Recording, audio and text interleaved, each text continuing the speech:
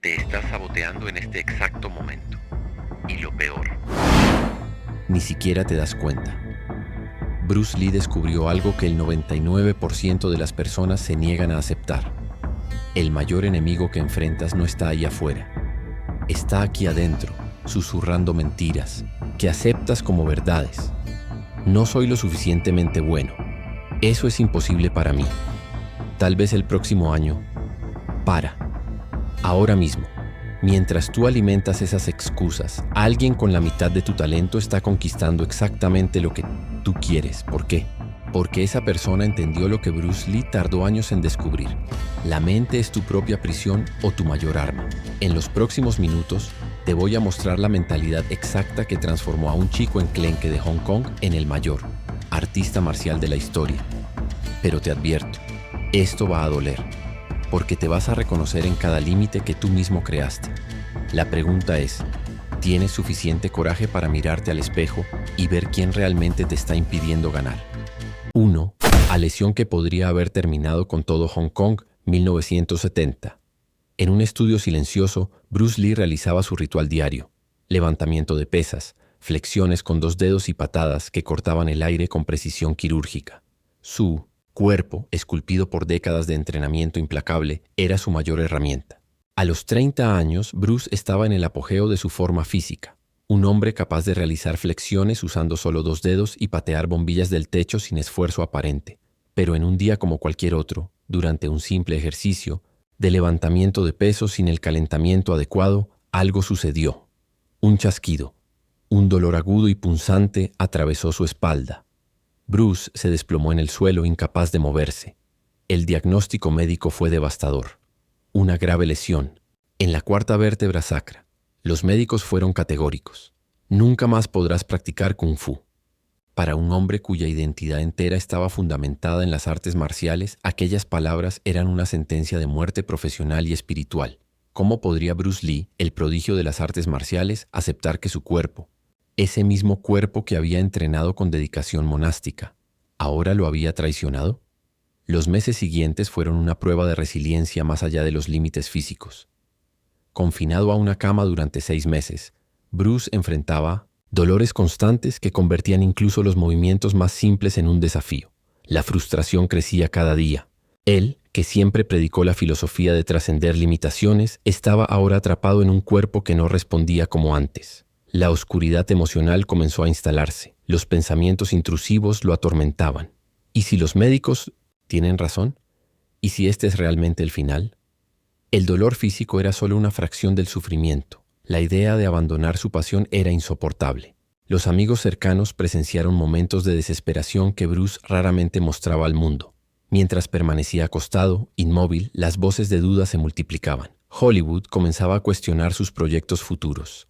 Los estudios cinematográficos consideraban reemplazarlo. La comunidad de artes marciales especulaba sobre su regreso. La presión era inmensa y el tiempo, su enemigo más cruel, seguía pasando. Fue durante una noche particularmente difícil, cuando el dolor lo mantenía despierto, que Bruce Lee llegó a una encrucijada existencial. Ante él 2 caminos: aceptar la realidad impuesta por otros o desafiar lo imposible una vez más. Aquella madrugada, solo con sus pensamientos, tomó su decisión. Si no puedo entrenar como antes, escribió en su diario, encontraré un nuevo camino. Esta declaración marcó el inicio de una transformación profunda. Imposibilitado de ejecutar movimientos explosivos, Bruce se sumergió en el estudio teórico de las artes marciales. La limitación física abrió espacio para una expansión mental sin precedentes. Comenzó a cuestionar los sistemas tradicionales de lucha que había seguido durante años. ¿Por qué tantas formas? ¿Por qué tantos movimientos innecesarios? Si ya no podía contar con la fuerza bruta, ¿cómo podría maximizar la eficiencia? De esta reflexión forzada nació el Jeet Kune Do, literalmente el camino del puño interceptor, una filosofía de combate que rechazaba lo innecesario y abrazaba la adaptabilidad. Bruce transformó su mayor limitación en su mayor innovación. No solo se recuperó, evolucionó. La lesión que debería haber terminado con su carrera se convirtió en el catalizador de su mayor contribución a las artes marciales. Bruce emergió de esta experiencia no solo como un luchador rehabilitado, sino como un filósofo marcial que había redefinido el propio concepto de combate. Esta transformación nos enseña que los obstáculos no son barreras finales, sino invitaciones para reinventarse. La lesión de Bruce Lee es un recordatorio poderoso de que nuestras mayores limitaciones pueden convertirse en nuestras mayores oportunidades de crecimiento, si tenemos el coraje de desafiar el veredicto del mundo. Pero no todos estaban listos para aceptar esta nueva versión de Bruce Lee. Mientras él se reinventaba, enfrentaría un mundo que intentaría constantemente devolverlo a una caja predefinida. ¿Cómo reaccionaría el pequeño dragón cuando el mundo entero intentara decirle no a sus visiones revolucionarias? 2. Cuando el mundo dijo no al dragón. San Francisco, 1959. Un joven de 18 años desembarca en América con $20 en el bolsillo, un baúl de sueños y una habilidad extraordinaria en artes marciales.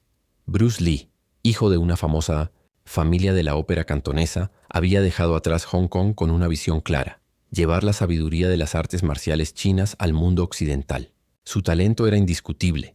Desde los 13 años había dominado el Wing Chun bajo la tutela del legendario Ip Man, y su determinación era aún mayor. En aquella época, Hollywood proyectaba imágenes estereotipadas de los asiáticos: sirvientes, sumisos, villanos malévolos o cómicos secundarios con acentos exagerados. Nunca héroes, nunca protagonistas, y ciertamente nunca estrellas. El contexto cultural de América estaba dominado por figuras como John Wayne y Clint Eastwood, mientras la discriminación contra los asiáticos era una realidad cotidiana apenas disfrazada. Bruce comenzó a hacer olas en el circuito de artes marciales. Sus demostraciones en torneos dejaban a los espectadores boquiabiertos. Su velocidad, precisión y carisma eran incomparables. Pronto abrió su propia escuela, rompiendo la tradición de enseñar exclusivamente a estudiantes chinos. Para Bruce, las artes marciales pertenecían a la humanidad, no a una sola cultura. Pero cuando intentó trasladar su talento a la pantalla grande, la industria del entretenimiento le cerró las puertas en la cara. El golpe más duro llegó con la serie Kung Fu, un concepto que el propio Bruce había desarrollado y presentado a los productores. Estaba diseñado para él, escrito para él. Sin embargo, el papel protagonista se le negó y fue otorgado a David Carradine, un actor caucásico sin experiencia previa en artes marciales. La explicación fue brutalmente simple: América no está lista para un protagonista asiático. Las dificultades financieras comenzaron a acumularse. A pesar de su creciente reputación como instructor, Bruce luchaba para mantener a su familia. Los pequeños papeles secundarios que conseguía, como Kato en El Avispón Verde, mostraban destellos de su talento, pero siempre quedaban eclipsados por los protagonistas blancos. El mensaje de Hollywood era claro: podía ser un compañero, nunca el héroe. Simultáneamente, la comunidad china tradicional criticaba sus innovaciones. Los maestros antiguos lo consideraban un rebelde irrespetuoso que revelaba secretos sagrados a extranjeros. Bruce estaba atrapado entre dos mundos: demasiado revolucionario para los tradicionalistas y demasiado asiático para Hollywood. La frustración lo consumía. En privado, Bruce confesaba a su esposa Linda sus momentos de duda. Había cometido un error al creer que podría cambiar un sistema tan arraigado. Cada audición rechazada, cada papel estereotipado ofrecido era un nuevo golpe a su dignidad. Para un hombre cuyo lema era ser como el agua, sentía que estaba chocando contra un muro de concreto.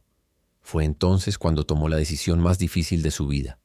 En 1971, tras años de rechazo sistemático, Bruce empacó sus maletas y regresó a Hong Kong con su familia. Era un movimiento arriesgado, casi una admisión de derrota. Sin embargo, en ese momento de mayor oscuridad, Bruce pronunció las palabras que definirían su legado: si no me dan espacio, crearé mi propio camino. Hong Kong lo recibió como una celebridad local. Los productores de Golden Harvest, una modesta compañía cinematográfica, le ofrecieron protagonizar The Big Boss. Bruce aceptó, con una condición innegociable: control creativo total sobre las escenas de acción. La película se rodó con un presupuesto limitado en apenas 28 días. El resultado fue explosivo. The Big Boss pulverizó todos los récords de taquilla en Asia. Seguida por Puño de Furia, Bruce se convirtió de la noche a la mañana en el actor más rentable del continente. El mismo Hollywood que le había cerrado las puertas ahora llamaba desesperadamente. Warner Brothers le ofreció coprotagonizar Operación Dragón, la primera producción conjunta entre estudios americanos y hongkoneses. Bruce Lee había transformado el no en el combustible para su éxito. No solo probó que estaban equivocados, sino que cambió permanentemente las reglas del juego. Redefinió la imagen del héroe asiático en el cine mundial y abrió puertas para generaciones futuras de artistas. Su historia nos enseña una verdad atemporal. Cuando el sistema dice no, a veces la mejor respuesta es crear tu propio sistema. La resistencia no es solo un obstáculo, sino una invitación para reinventar las reglas. Sin embargo, mientras el mundo finalmente reconocía su genialidad, Bruce enfrentaba una batalla mucho más personal y difícil. Detrás de su sonrisa confiante y movimientos explosivos se libraba una guerra interior que pocos llegaron a conocer. ¿Cómo logró el pequeño dragón domar los demonios de la ira que amenazaban con consumirlo desde dentro? 3. La batalla interna. Cómo Bruce domó su ira. Las calles de Hong Kong en los años 50 no perdonaban a los débiles. Entre callejones estrechos y mercados bulliciosos, un joven Bruce Lee forjaba su carácter en el fuego de la adversidad. A los 13 años ya era conocido en los círculos callejeros como el Dragón, no solo por su destreza en las artes marciales, sino por su temperamento volcánico que explotaba a la mínima provocación. Su padre, actor de la ópera china, observaba, con preocupación, cómo su hijo regresaba a casa con los nudillos ensangrentados y el uniforme escolar desgarrado.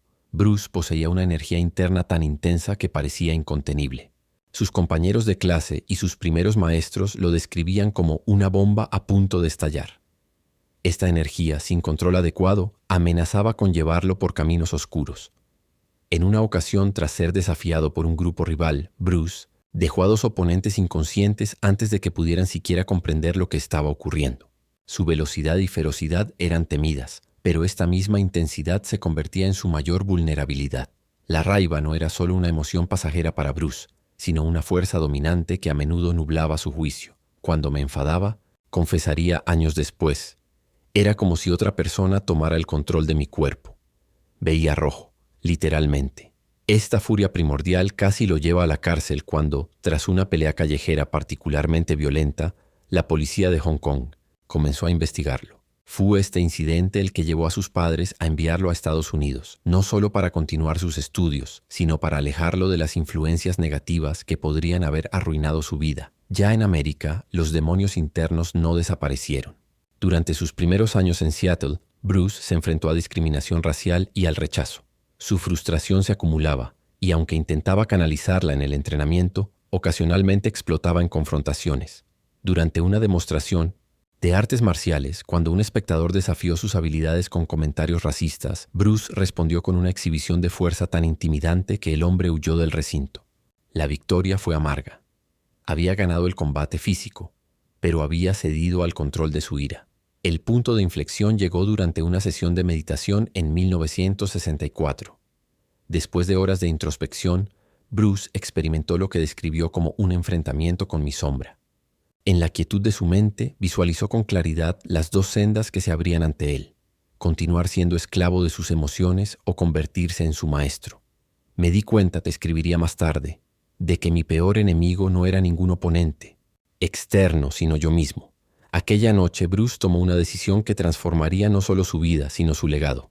No seré esclavo de mi ira, la domaré y la convertiré en mi aliada. Lo que siguió fue un riguroso proceso de autodisciplina. Bruce estudió filosofía oriental y occidental, profundizando especialmente en el taoísmo. Comenzó a practicar técnicas de respiración controlada y meditación diariamente. Desarrolló un sistema para identificar los desencadenantes de su ira y crear espacios entre el estímulo y su respuesta. Gradualmente, la furia incontrolada se transformó en intensidad disciplinada. El resultado más profundo de esta transformación fue su filosofía Be Water, my friend. Sé como el agua, amigo mío. El agua, explicaba Bruce, puede fluir o golpear, con devastadora potencia. Se adapta a cualquier recipiente sin perder su esencia. No lucha contra los obstáculos, los rodea. Esta metáfora se convirtió en el núcleo de su enfoque no solo para las artes marciales, sino para la vida misma. La transmutación de su ira en creatividad produjo el Jeet Kune Do, un sistema de combate revolucionario que reflejaba esta nueva filosofía. Ya no se trataba de dominar al oponente, sino de dominarse a sí mismo. La misma energía que alguna vez lo llevó a peleas callejeras ahora inspiraba a millones a través de sus películas, enseñanzas y escritos. Bruce Lee nos enseña que nuestras mayores debilidades contienen el potencial de convertirse en nuestras fortalezas más poderosas. La ira que casi destruye su vida se transformó en la pasión disciplinada que cambió para siempre las artes marciales. Su batalla más importante no se libró en ningún ring o set cinematográfico, sino en el campo de batalla de su propia mente. Sin embargo, mientras Bruce dominaba sus demonios internos, enfrentaba un desafío aún mayor: el peso de las tradiciones. Para verdaderamente revolucionar las artes marciales y alcanzar su visión, tendría que romper con siglos de dogmas establecidos. ¿Cómo respondería el mundo de las artes marciales tradicionales cuando el pequeño dragón comenzara a cuestionar sus verdades más sagradas? 4. El desafío de la autenticidad. Rompiendo con la tradición. En las calles húmedas de Hong Kong de los años 50, el joven Bruce Lee se inclinaba respetuosamente ante su maestro Ip Man, patriarca del Wing Chun y guardián de siglos de tradición. Cada movimiento era una reverencia al pasado, cada técnica un homenaje a generaciones de maestros que habían refinado el arte. Bruce, con su aguda inteligencia y dedicación fervorosa, absorbía los conocimientos como una esponja. Era un alumno ejemplar que memorizaba formas, respetaba la jerarquía y honraba los rituales ancestrales. El arte marcial es como una perla preciosa que debemos proteger, le decía Ip Man. Y Bruce asentía, con la devoción propia de quien ha encontrado un camino espiritual. Su identidad estaba profundamente entrelazada con la comunidad de artes marciales chinas y su lugar en ella parecía asegurado mientras siguiera los caminos trazados por sus antepasados. Pero algo inquietante comenzó a surgir en la mente del Kisui Prois, joven artista marcial. Durante sus combates notaba ineficiencias en los movimientos tradicionales, secuencias que parecían más estéticas que funcionales. ¿Por qué debo ejecutar 20 movimientos cuando con 5 conseguiría el mismo? ¿Resultado?, se preguntaba en silencio. Estas dudas crecían como semillas en su interior, mientras externamente seguía siendo el discípulo ejemplar. El conflicto se intensificó cuando Bruce emigró a Estados Unidos. Lejos de la presión social de Hong Kong, comenzó a experimentar. Estudiaba boxeo occidental, esgrima filipina, judo y cualquier sistema de combate que pudiera analizar. Esta curiosidad insaciable le reveló una verdad incómoda. Ningún sistema era perfecto. Todos contenían verdades parciales, y todos estaban limitados por sus propias reglas. Bruce enfrentaba ahora el dilema más profundo de su vida. ¿Debía honrar la tradición repitiendo fielmente lo aprendido como un custodio del pasado? ¿O debía seguir su propia verdad, incluso si eso significaba desafiar siglos de sabiduría establecida? Las consecuencias de la innovación no tardaron en manifestarse. Cuando comenzó a modificar técnicas y a cuestionar abiertamente dogmas establecidos, la comunidad tradicional respondió con furia. Traidor, irrespetuoso, arrogante, fueron algunos de los epítetos más suaves que recibió. Maestros ancianos le dieron la espalda. Escuelas tradicionales cerraron sus puertas a sus estudiantes. «Estás escupiendo sobre la tumba de nuestros antepasados», le escribió un respetado maestro de Hong Kong. Para una cultura donde el respeto a los mayores y a la tradición es sagrado, no había insulto mayor. La presión era inmensa. Bruce sentía el peso de su herencia cultural tirando de él hacia el conformismo. El camino seguro era retractarse, disculparse y volver al redil de la tradición. Sus propios estudiantes se preocupaban. Sifu, ¿no sería mejor mantener estos cambios en privado y mostrar respeto público a la tradición? La tensión interna alcanzó su punto crítico en 1967. Tras meses de reflexión profunda, Bruce tomó una decisión que cambiaría para siempre el mundo de las artes marciales. En una ceremonia informal pero simbólica, reunió a sus estudiantes más cercanos y anunció la creación del Jeet Kune Do, literalmente el camino del puño interceptor. No era un nuevo estilo, insistía Bruce, sino la ausencia de estilo. No un sistema rígido, sino un proceso de liberación personal. Absorban lo que sea útil, declaró esa noche en su escuela de Oakland. Rechacen lo que es inútil y añadan lo que es específicamente suyo. Con estas palabras, Bruce no solo creaba una filosofía marcial, sino que desafiaba abiertamente siglos de enfoque tradicional. La ruptura fue total. Los tradicionalistas lo consideraron un hereje. Algunos maestros antiguos incluso lo desafiaron a combates para exponer su arrogancia. En Hong Kong circularon peticiones para prohibirle enseñar. Bruce soportó el rechazo con estoicismo exterior, aunque sus diarios revelan noches de duda y cuestionamiento personal. Sin embargo, su revolucionario enfoque comenzó a resonar con una nueva generación de artistas marciales. La idea de cuestionar, adaptar y evolucionar resultó magnética para mentes inquietas en todo el mundo. Bruce había tocado una verdad universal. La verdadera lealtad a una tradición no consiste en preservarla como una estatua, sino en mantenerla viva permitiéndole crecer y evolucionar. El Jeet Kune Do se convirtió en un fenómeno global, no como un estilo más, sino como una invitación a la autenticidad personal. Bruce transformó la crítica en oportunidad para refinar su filosofía, respondiendo a cada acusación con mayor claridad conceptual. No rezo para ganar, decía, solo rezo para ser yo mismo en cada momento. Esta búsqueda implacable de la autenticidad reformuló completamente el panorama de las artes marciales. Bruce demostró que el verdadero respeto a los maestros antiguos no está en repetir ciegamente sus palabras, sino en emular su espíritu innovador y su búsqueda de la verdad.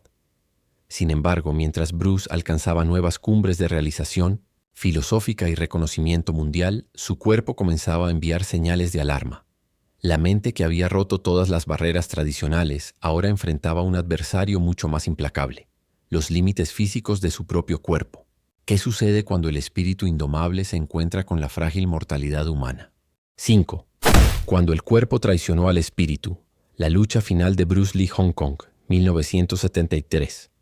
En el set de Operación Dragón, Bruce Lee ejecutaba una secuencia de movimientos que desafiaban la física. Con apenas 1,72 metros y 61 kilos, su cuerpo era una perfecta máquina de combate.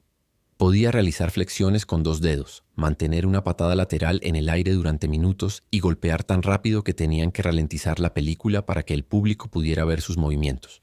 Revistas especializadas lo habían declarado el hombre más en forma del mundo. Su régimen de entrenamiento bordeaba la obsesión. Corría diariamente 10 kilómetros, realizaba 5.000 puñetazos en sacos de arena especiales y seguía una dieta meticulosamente controlada. Bruce había convertido su cuerpo en un templo, un instrumento perfecto para expresar su filosofía marcial. Para millones de admiradores en todo el mundo, el pequeño dragón parecía invencible, casi sobrehumano. Pero lo que pocos sabían es que detrás de esa imagen de perfección física, las primeras señales de alarma comenzaban a aparecer. Dolores de cabeza ocasionales, mareos repentinos y fatiga inexplicable. Bruce, acostumbrado a empujar sus límites, interpretó estos síntomas como señales de que debía entrenar aún más intensamente. El guerrero que predicaba la sensibilidad y la adaptación en combate ignoraba las advertencias de su propio cuerpo. El 10 de mayo de 1973 ocurrió lo impensable. Durante la postproducción de Operación Dragón, Bruce colapsó en los estudios Golden Harvest. Fue trasladado de urgencia al hospital inconsciente con su poderoso cuerpo ahora frágil y vulnerable. El diagnóstico médico revelaba una condición que nadie esperaba: edema cerebral, una hinchazón peligrosa causada por acumulación de líquido. Los médicos, desconcertados, recomendaron reposo absoluto, palabras que sonaban como una sentencia para un hombre definido por el movimiento perpetuo. Bruce despertó en una cama de hospital, enfrentando la crisis más profunda de su vida. Él, que había entrenado su cuerpo hasta la perfección, ahora experimentaba la traición de ese mismo instrumento. Su mente seguía siendo la de un guerrero, pero su cuerpo enviaba un mensaje claro: incluso el más disciplinado de los humanos tiene límites físicos. La lucha interna era devastadora. Por un lado, la necesidad de mantener la imagen de fuerza indestructible que había proyectado al mundo. Por otro, la realidad innegable de su vulnerabilidad física. Durante semanas intentó ocultar la gravedad de su condición, rechazando entrevistas y evitando apariciones públicas. El hombre que había revolucionado las artes marciales con su transparencia y autenticidad ahora luchaba con el miedo a mostrar debilidad. ¿Qué significa ser fuerte cuando tu propio cuerpo te abandona?, escribió en su diario durante la convalecencia. Bruce enfrentaba no solo una crisis de salud, sino una crisis existencial. Después de décadas definiendo la fortaleza como dominio físico, ahora debía reconsiderar el significado más profundo del poder personal. El momento decisivo llegó durante una noche de intensa reflexión. Después de horas de meditación, Bruce alcanzó una claridad que transformaría sus últimos días. El cuerpo puede fallar, anotó en su cuaderno, pero el espíritu determina quién realmente somos. Fue un momento de profunda aceptación. No estaba renunciando a la lucha, sino reconociendo que la verdadera batalla era interna. Con esta nueva comprensión, Bruce regresó al set para terminar sus compromisos profesionales. Ya no intentaba proyectar invulnerabilidad, sino que redefinió la fortaleza como resiliencia, la capacidad de continuar avanzando a pesar de las limitaciones. Modificó su entrenamiento, escuchando finalmente las señales de su cuerpo. En lugar de negar su condición, la integró a su filosofía de vida. Ser agua, mi amigo, su famosa frase, adquirió un significado más profundo. El agua no solo se adapta a obstáculos externos, sino también a sus propios cambios de estado. Bruce comenzó a ver su fragilidad física no como una debilidad a misio o sin ocultar, sino como parte de la condición humana que debía aceptar con dignidad. En sus últimas entrevistas, habló con sorprendente honestidad sobre la necesidad de respetar los límites naturales del cuerpo. La verdadera maestría, reflexionaba, no consiste en dominar a otros o en alcanzar la perfección física imposible, sino en conocerse completamente a uno mismo, tanto fortalezas como vulnerabilidades. El legado de Bruce Lee va mucho más allá de sus hazañas físicas espectaculares. Su última y quizás más importante lección fue mostrarnos que la verdadera fuerza no es ausencia de debilidad, sino coraje frente a nuestras limitaciones. En un mundo obsesionado con la perfección externa, Bruce nos recordó que la auténtica batalla siempre es interna. Pero aun cuando Bruce Lee había comenzado a hacer paz con sus limitaciones físicas, una pregunta más profunda seguía atormentándolo. ¿Cómo reconciliar el miedo al fracaso con la búsqueda de la excelencia? En sus diarios íntimos, el pequeño dragón exploraba un concepto revolucionario que llamó el camino del no camino, una filosofía que transformaría no solo la manera en que enfrentaba sus propios miedos, sino que inspiraría a generaciones futuras a superar sus propias barreras internas. 6. El camino del no camino, superando el miedo al fracaso. En los primeros años de su carrera, Bruce Lee era un hombre obsesionado con la perfección. Cada movimiento debía ser ejecutado con precisión milimétrica. Cada técnica tenía que ser refinada hasta alcanzar un estándar casi sobrehumano. Sus cuadernos rebosaban de fórmulas detalladas, sistemas precisos y métodos meticulosamente documentados. El joven Bruce buscaba desesperadamente el camino infalible hacia la excelencia, como si existiera alguna fórmula secreta que, una vez dominada, garantizara el éxito absoluto. Detrás de esta búsqueda implacable se escondía un miedo profundamente arraigado, el temor a no ser lo suficientemente bueno. Como inmigrante asiático en América, como actor luchando contra estereotipos raciales, como innovador en un mundo tradicional de artes marciales, Bruce cargaba con la presión de tener que ser excepcional simplemente para ser aceptado. Un error, un fracaso público, podría confirmar los prejuicios de quienes dudaban de él. Sin embargo, esta obsesión con la perfección comenzó a convertirse en su mayor obstáculo. Bruce se encontraba cada vez más atrapado en un laberinto de reglas, autoimpuestas. La paradoja se hizo evidente. Mientras más intentaba controlar cada aspecto de su arte, menos espontáneo y expresivo se volvía. Los sistemas que había creado para liberarse se convertían en nuevas prisiones. Noto algo extraño, le escribió en su diario en 1971. Cuanto más me esfuerzo por alcanzar la perfección técnica, más mecánicos se vuelven mis movimientos.